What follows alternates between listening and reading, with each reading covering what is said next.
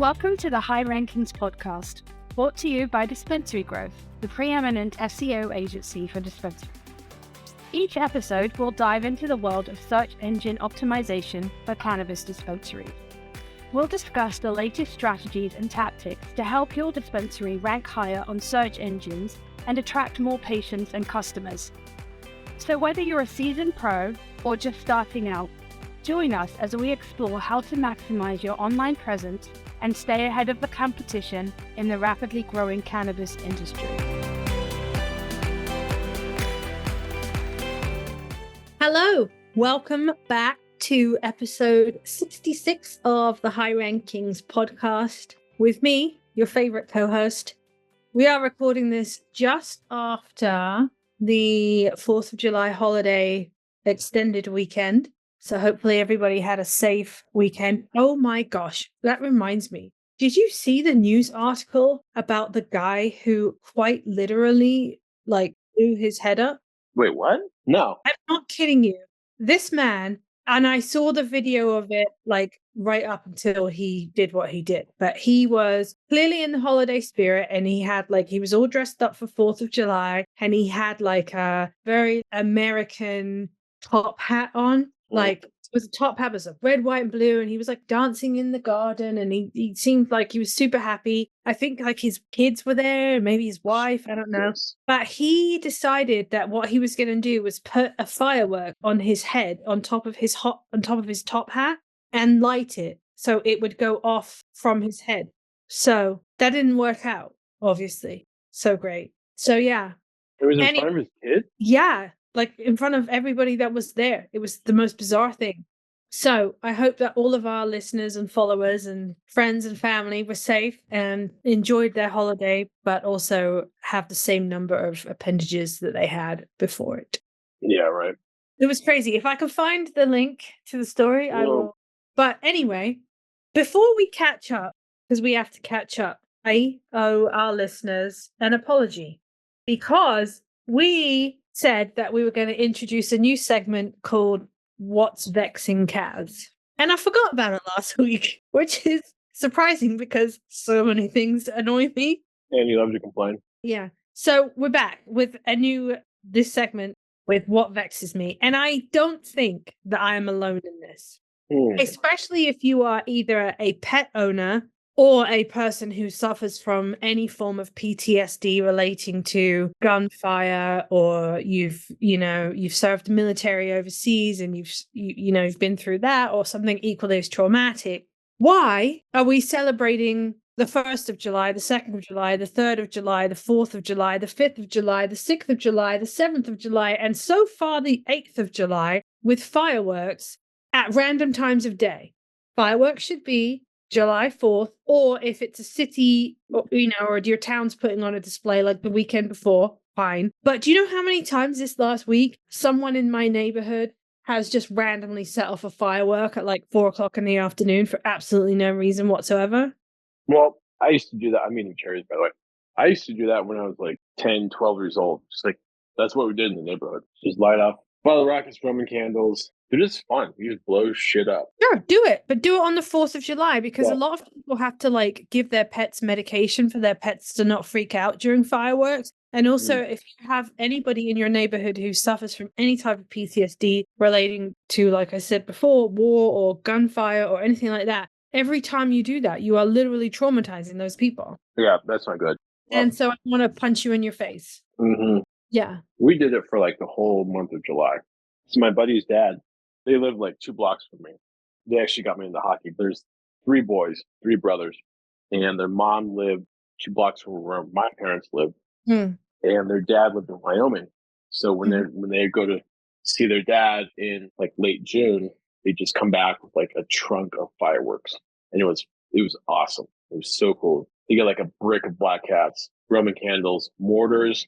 I had a couple mortars, bottle rockets, and they're, oh my gosh, that entire summer I remember going into 6th grade was so much fun just because we light fireworks at each other, bottle rocket wars on the playground or local school. But yeah, I can see how that'd be kind of shitty for neighbors and all that at 2 p.m. on a Wednesday, Mhm. late July. Yeah. Well, that's what's vexing me this week. Just thought I would share it because we missed the segment last week. We have to remember it because, I have plenty of things I can complain about. Anyway, there are links to this story, so I will send it to you so you can check it out. But this guy is like literally in like an Abe Lincoln like top hat type thing. And then he's got full like America like clothing on. And then he puts the thing on his head. It's crazy. Anyway, that's me apologizing and making up for it. But outside of that, let's catch up. How was your holiday? This time last year, you had very badly injured yourself. Not from fireworks, but from throwing yourself down a mountain. I was very happy that we didn't get those text messages this time. But you did go biking, right? So I went up with the girlfriend to Winter Park. Yeah. And stayed there for a couple of days. Did go biking, got a couple laps in at Trestle. That place is awesome. And wasn't so freaking hot. I mean, in Denver, it's like 90 degrees. It's not Florida hot, not that humidity, like gross humidity, but still enough to where I can complain and get poopy pants when just want to leave. So we buzzed up to Winter Park, about an hour and a half up the mountain from Denver. So we got a place and wanted to meet up with a buddy I have from the gym. There's a lot going on, kind of a long story, but unfortunately couldn't meet up with him. So we watched some of the fireworks from Grand Lake and then from Winter Park as well. And there's a brewery like walking distance of where we stay. We stay in Fraser, which is like 5 minutes outside of Winter Park and like 10 minutes from Trestle, the bike park. So in Fraser, there's a brewery and we stay like 1 block away from the brewery. Nice. So it's close enough where like at night, if we shut everything off, we can hear conversations from the brewery's patio. Ooh, people watching. I like doing that. Super cool spot. So we stayed there, got some laps in, and we went up the 3rd of July, and then we came back. So what is that, Wednesday? And then we came back on Saturday to avoid all the traffic and everything. Yeah, it's a good idea. Yeah, because I-70 traffic is no joke coming back from a holiday weekend. Yeah, so that was fun. Still have all my fingers and toes.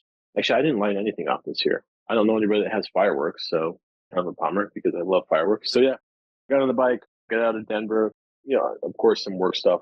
And best friends in town. You met him when we were in Chicago. That was cool. We actually went bike riding this morning. I was up at 5:30, and we were at the bike park by 6:15. He wanted to dial in jumping skills because when you go to Trestle, you should know how to jump. Right. There's some pretty big lines there this year. So we wanted to get that dialed in. So I'm going up there again tomorrow afternoon, tomorrow being Wednesday. Then we're just going to be there for a couple of days. We'll have like 6 guys up there. It'll be pretty fun. So yeah, that's where we're at. Getting on the bike, getting some laps. Shoulder's feeling good. Hand is still broken, but I don't do anything too stupid anymore to inflame it or anything like that. So yeah, good break and excited to get again back up the mountain and get back on the bike. Nice. Tell me about your 4th. What did you guys do? You're on the boat. Yeah, we were on the boat quite a lot with friends and family. And yeah, so we were on the boat quite a lot. It was gnarly hot. On the 5th, we were out with family and the water temperature was 93.4 degrees. That's the water temperature. That is atrocious. It's just unpleasant right now. It's very much unpleasant right now. So Saturday and Sunday, we basically took it really easy because we, being out on the boat that much in the water and the sun and everything. I know it sounds like I'm complaining, but like, honestly, it just takes a lot out of you, especially that kind of heat. So we just, didn't do much at the weekend. We had friends on the boat with us on the 4th. Then they came back to the house and we jumped in the pool and cooked for a bit, but they kind of went home early and we were exhausted. So we didn't do fireworks this year.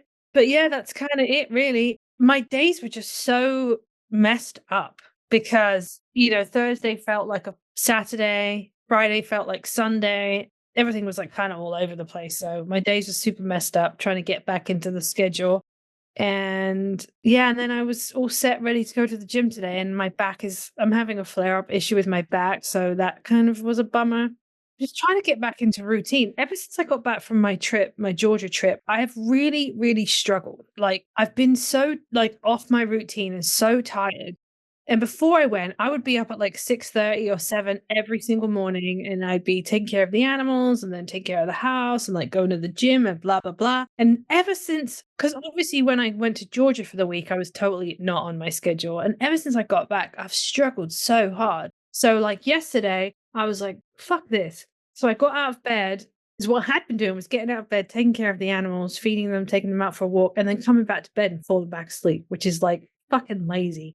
And I haven't been a napper for I couldn't tell you how long. So yesterday I was like, fuck this. And I didn't have anywhere to go, but I literally got up, took care of the animals, and then I put a full fucking face of makeup on for no reason other than the fact was if I did that, I knew I wouldn't go back and lay back down. And so I think sometimes you just have to like do whatever it takes to get back into that like routine, you know?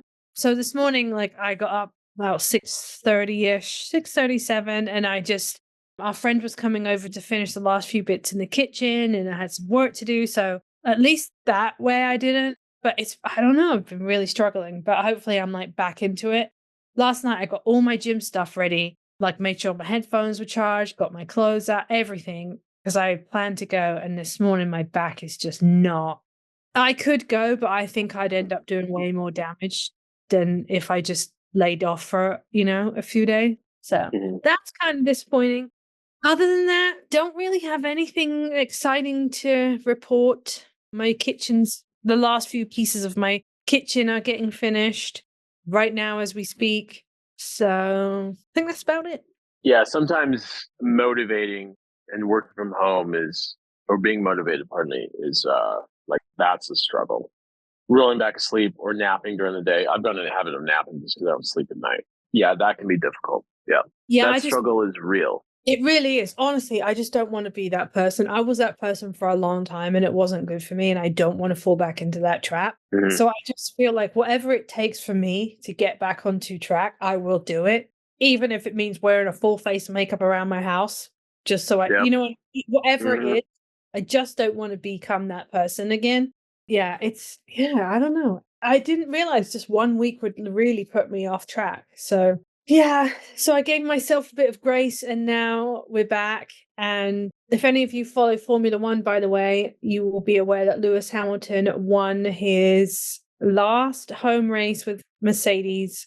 I was very, very happy for him. I'm not in the camp of being a Lewis fan. I don't dislike Lewis. He's just not one of my top drivers. Is he one of the best drivers we've ever had? 100%.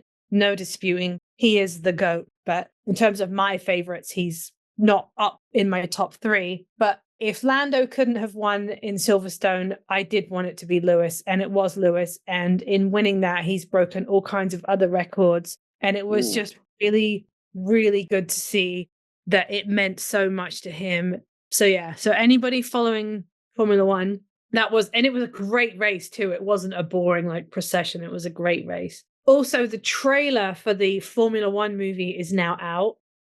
It's got Brad Pitt in it. Really? What do you think? I just think it's going to be... I want to be excited because I know Lewis has had a lot of input into it. I just think it's going to be absolutely fucking cringe. Because no one's going to believe that. How old is Brad Pitt? 55? Wow. Brad Pitt's not a young man. No one's going to fucking believe he's an F1 driver. It's just, no one's going to believe it. Now, they've done some really cool stuff in terms of filming it. Like, Brad Pitt has been driving an F2 car, which looks very similar to an F1 car. So Brad Pitt has literally been driving this vehicle. Like, he learned, like, it took 3 months to drive. So that's kind of cool. And then I just read yesterday that there was, I want to say it was Spa, which is like Belgium. There was a race where they had put this 4K camera onto Pierre Gasly's car to film actual race footage from an actual F1 car. And then they digitally changed the car to look like one of the cars that's been driven by Brad Pitt or whoever. So I thought that was really cool. But then I've seen some other weird shit. Like I saw on Twitter. So if you watch F1, when a driver's talking to his race engineer, you can hear it, but they also bring up a little on the screen. They'll bring up a little image, and the image will say what the two have said to each other. So it could be like box. Like captions? Yeah, like a little caption. So, for example, if they're calling you in to do a pit stop, it'll just come up and it'll be like, box, where the engineer has said, okay, box. Or it could be the engineer saying, like what happened this weekend, hey, Lando, you've got a choice of 2 tires. You can have a soft or a medium. And then Lando will say, I'll take the soft. And then it will show you like that conversation. So there's this screenshot of this conversation that's going on between the race engineer and Brad Pitt's character. And it talks about him coming into box to the pits. He says something about, oh, maybe I'll get a sandwich because I'm hungry out here. Like, who the fuck is eating a sandwich when you're in a pit stop? Like, I just don't know. It could be one of those movies that's so cringe, it's good. Do you know what I mean? At this point, I'm not. And they're literally like, so after every race, they have this thing called a media pen, where it's literally just this big area and the media set up all the way around this pen. And then after the race, every single driver has to go into the media pen and talk to the media. They're not allowed to not go in. If they don't go in, they get fined. So they were recording and they were talking. I think the camera was on like Lando, who was not happy with his race. And in walks Brad Pitt, as if he's part of the drivers in the media pen and he's filming for the movie. So like they're doing some of these like real life scenarios. So in the movie, you're going to see some of the actual drivers. And I just don't know how it's all going to pan out. I truly don't. As an F1 fan, I'm like, I don't know. When does it come out? Next summer. Okay. Has there been other F1 movies? There was the one that came out. What was it called? It was on Netflix. And it was about Niki Lauda. Is it any good? It actually wasn't bad. Rush. It was called Rush. It wasn't bad. They were really harping on about their relationship. And actually, so it was focusing on like the battle between Niki Lauda and James Hunt. I don't know if you know anything about Niki Lauda, but he got in a really bad accident and he got burned up really bad. And so it was kind of about their relation. Obviously about the season when he got burned up, but it was also about their relationship. It wasn't the worst one. It wasn't the worst movie I've ever seen, but obviously they dramatized a lot of it because that's what they do. So there was that movie. And then there was one called Senna, but I don't think that's out yet. I can't remember. I haven't seen it. If it is out yet, I haven't seen it. Put it that way. And that's about Ayrton Senna, who arguably is one of the best F1 drivers we've ever had, even though his career was short. He died in a car accident in 94, I think. So I remember, not a car accident. He lost his life in an F1 accident, driving F1. Okay. He hadn't been driving F1 for too long at that point, but he lost his life the same weekend that Roland Ratzenberger lost his life. And everyone talks about Senna, but doesn't talk about Ratzenberger. Anyway, so that movie is coming out, or is out. It's a Netflix movie, I think. I mean, there's been a few over the years, but I think this one's probably going to be shit. So, guess we'll find out, because I guess I haven't seen it. I don't know when it's coming out. Okay, so there's no trailer then? Yeah, there's a trailer. Well, the trailer literally came out Saturday or Sunday. Okay. I'll look that trailer up then. Anyway, we're not here to talk about F1, although I would all day long. We are here to talk about keyword cannibalization. Try to keep that when you've had a few beverages. Yeah, a few wobbly pops. Cannibalization. Yeah, that is very dangerous. That is quite dangerous. It's somewhat common. There's like, I'm sure we'll go into this, but a plan, you will avoid it. And yeah, it's very dangerous. It's redundant content is basically what it is. Redundant keywords. So basically, keyword cannibalization effectively is when you've got more than one page, so like multiple pages on your website that are all trying to target the same or very similar keywords. Say, for example, your keyword is sativa versus indica, and you've got 3 blogs on it, a product page about sativa versus indica, an FAQ page about sativa versus indica with the exact same keyword, sativa versus indica. Effectively, the cannibalization part of that is where your own pages on your own website start to compete against each other for ranking on search engines. So that is what keyword cannibalization is. Gotcha. And so obviously it's really bad. Your website is competing against itself. We've seen this happen with like Google doesn't know which page to rank higher than the others. So it's like, okay, you guys just fight it out. And yeah. Sometimes it won't even rank either. And then poor linking, of course, on the pages. You can kind of get out of it that way, but it's just something to avoid altogether, which I guess was asked, like, the next question is, how do you avoid that cannibalization? Well, I think that's when your content calendar comes into play. Also, what we do, we have a spreadsheet that has all of our keyword content outlines on the spreadsheet. Particularly, we have clients that we've worked for, a year, more than a year, 2 years sometimes. And it's very easy to kind of forget what you've done and what you've not done. In fact, this conversation just came up over Slack today. Have we done this? And we might have done a form of it, but not that exact one thing. Or there's another way of approaching the topic just from a different angle. So it's really good to be able to go back and look at your content calendar for sure, but also go look at your keyword content outlines to make sure that you haven't obviously already tried to get that same keyword.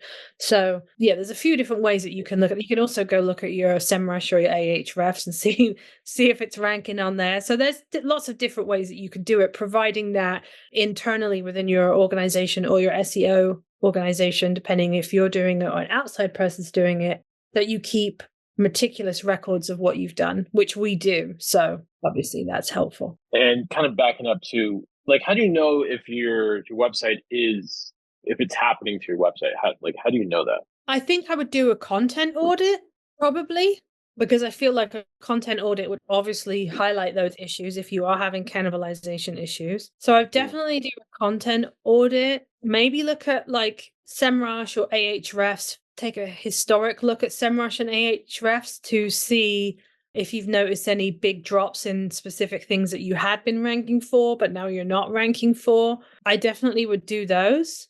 Those are good tools. Of course, I'm partial to SEMrush. I think we're both partial to SEMrush. Yeah, for sure. I'm not familiar with Ahrefs really. Partial to SEMrush. And of course, check Google Analytics. If there's a sudden drop, it's like, okay, what page is identifying the URLs, why they're dropping? And if the URLs are like indica versus sativa and sativa versus indica, and then like another similar URL, you can kind of determine, okay, well, there could be the same keywords at play here. And Screaming Frog has a really good tool for that as well, at risk of cannibalizing content. It's almost like a line item or like a setting. Like look out for this keyword cannibalization, and it'll pull up anything that's wrong. And then you can, I guess what you can do from there, when you get the pages, you can see, determine which one is ranking better, which one is performing better. And then you can just combine them. You can just 301 the lesser performing one into the higher performing one. And then you have to worry about that. Get your shit together with a content calendar and properly track everything on there and keep track of everything. All the keywords, all of the page titles, all the progress, all your content writers, internal linking, all of that. That basically solves it. I think the more pages you have on a website, the easier it is to cannibalize keywords. The more people you have, it's easy to cannibalize keywords. I think if you frequently change who's in charge of your SEO, whether that's an internal organization thing or you hire a company and then you hire another one or however you do it, I think there's a risk there also. So in order to avoid it, I think what's important is consistency. Record keeping is another one. Project management? Yeah, I think the word I had began with a C, but it's basically the same thing. You have to be consistent in what you're doing. You have to make sure you keep record of everything that you've done. I'm not saying don't change from an internal person to hiring an outside agency or vice versa. Not saying that at all. If it's best for your organization, then go ahead and do it. But make sure that you're doing it in a way where you're aware of everything that is currently on your website, because it's way better to be proactive than reactive in that situation. Right. Reactiveness would mean that you're losing some rankings, and you just don't want to do that. Right. Be the hammer, not the nail. Yeah. And that's why, like, for us, it's really important that we, like I had said, we obviously do have record of everything, but we also map everything out in advance. And we have really great researchers too, where I'll be like, man, I feel like we've covered this. Have we covered it? Because I can't, or we've covered something really close to it because I remember doing the keyword research for it. Could be something like that. And then, our researchers that we they are so great and they just do such a good job. They'll be like, yep, no, we've done it here and this is the link to it. Or as is the case in something we were discussing this morning, one of our researchers came back and said, well, we have a blog and we've talked about that subject from this particular perspective, but let me go back and check some keywords and see if we can talk about that from a different perspective. So I think that's also vitally important, having people who have an absolute awareness of your website, can figure their way around your website, and also can think outside the box. Because she could have just said, oh, no, we've already done that. And she wouldn't have been wrong by any stretch of the imagination, but she didn't. And so having great researchers, people who truly understand not only SEO, but also understand dispensaries and everything that surrounds that is like imperative. And we would be lost without our research team. 100%. Yes, she is a boss. It causes so many headaches later on. It causes unnecessary work when you don't keep track of things, and cannibalization happens, and it's just a pain in the ass. It can be easily avoided. It's very frustrating to go in and have to fix it. So other than like 301ing pages, I think another way of like overcoming this is to like map out your keywords. And what I mean by that is, like, we've talked about this before in another podcast episode about silos, right? So you have a parent page and then child pages underneath it. And the idea with those pages is that they interlink with each other. So you could have a silo page on, let's say, qualifying conditions, right? So you have a parent page that talks about qualifying conditions, but then you have pages on each specific qualifying conditions. So obviously you're going to keep a really good record of what pages you've done and what qualifying conditions that you have put pages up for. But mapping that out, we use Lucidchart for like our maps, but you can literally use a pen and paper and you literally map out how you're going to do it. And then you would indicate which keywords you're going for on each page. And then you can literally link the pages to each other so that each of these pages is targeting a specific unique keyword that the other pages are not. So I don't know, let's say you have a page on migraines, but you also have a page on headaches, because take it from me, they're not the same thing. So you can map out the specific keywords that you're going for in these pages, and then how you're going to link them to each other and the parent page. And that way you can make sure that you have a clear strategy for all of the specific keywords that you're going for. And it makes internal linking, like you said, so much easier between the child pages and then linking up to the parent page. It just makes everything so much easier. Yeah, because I don't know that people, I'm saying this respectfully, I'm not trying to dog on anybody by any stretch of the imagination, but people who say they work for the dispensary and they know a little bit about SEO, but they're not an agency. I don't know that people understand, A, how easy it is to cannibalize your keywords, and B, how damaging it can be. And it's a classic case of you don't know what you don't know. So I'm truly not trying to put anybody down by any stretch of the imagination, but it is one of those things that is so easily done and easily missed if you're not paying attention and you're not doing your content audits. And you could be thinking that you're doing all of the right things and why am I not ranking? And it could be that you're just not paying attention to that. People be like, oh, I just want to rank for dispensary near me. Great, go for it. Don't put it on every page.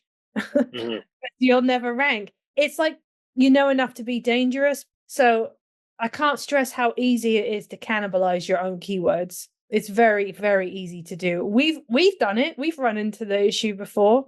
We're not immune to it. We ourselves have done it.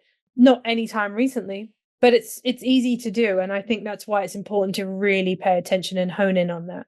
Going back to what you said about like Lucidchart or like Jira or whatever, you can use different tools, but the first time I mapped out we mapped out a content silo, for basically this reason, so that it doesn't, the website doesn't eat itself. We just used a pen and paper.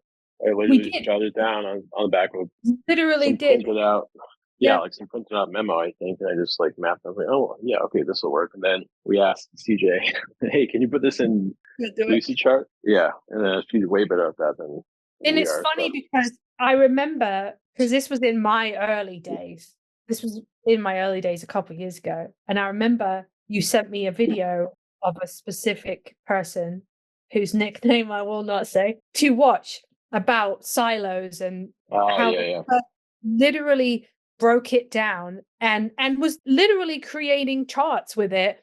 And then he just drew lines from each page to each page to show how you could map it. We didn't quite do it the same way that he did, but visuals are so helpful. So even if you create a silo in Lucidchart or a piece of paper, whatever it is, and you have a box for each page, and in that box you write the keywords that you're going for, however it works for you, but I truly, the visualization of seeing it on a piece of paper and understanding how it was going to flow and how each page was going to internally link to another page, it was so clear as day, and anybody could come in and pick up that piece of paper or look at that chart and fully understand what the goal was. I do highly recommend doing that for sure. So I keep saying this makes it so much easier down the line. Basically, like you get in the process of, in this box, here's the target keyword of purple weed, and in this box, the target keyword is, I don't know, how to clean your bong or whatever it is. And then as you put up more content, it gets easier to link the content together, relevant content, of course. And then you don't run into that problem of cannibalizing your own website, which results in a drop in rankings, and you're basically stepping on your own feet and you're losing money is what the end result is. That's a very simple way of avoiding that. Yep, exactly. We've talked about what they are. We've talked about why they're bad. We've talked about how you can monitor to make sure that you're not cannibalizing yourself. And we've talked about strategies to avoid it in the first place. So I think we're good, unless you have anything else to add. Nope, that covers it. Just run the audits, clearly have a plan, and just keep track of it. For sure. And there you go. All right. Well, we will be back next week, providing Charlie is alive and hasn't thrown himself down another mountain. So we'll be back with another episode next week. We shall remember what's vexing Kaz. Well, that's the plan anyway. Yeah. Feel free to contact us via LinkedIn, Instagram, and YouTube and tell us what's vexing you if you feel like it. What's currently vexing me is I just bought a brand new blanket and my animals are ruining it. So I'm going to have to murder them. I just noticed it just now. So yeah, find us on LinkedIn, YouTube, Instagram. Please subscribe, comment, like. We really would love to hear from you guys if you have any questions or if you got suggestions on what we can do a podcast episode on. If you want to discuss any Formula One things with me, you know where to find me.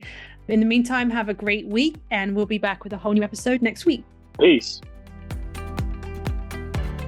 And that's a wrap for today's episode of the High Rankings podcast, brought to you by Dispensary-Growth, the preeminent SEO agency for dispensaries. Thank you for tuning in. We hope you found value in the insight and the tips we shared. If you did, please hit that subscribe button. And if you're feeling super generous, we would love it if you left us a review. If there's a specific topic you'd like us to cover in a future episode, or if you have any questions, you can go ahead and find us on LinkedIn or YouTube. We'll see you next time.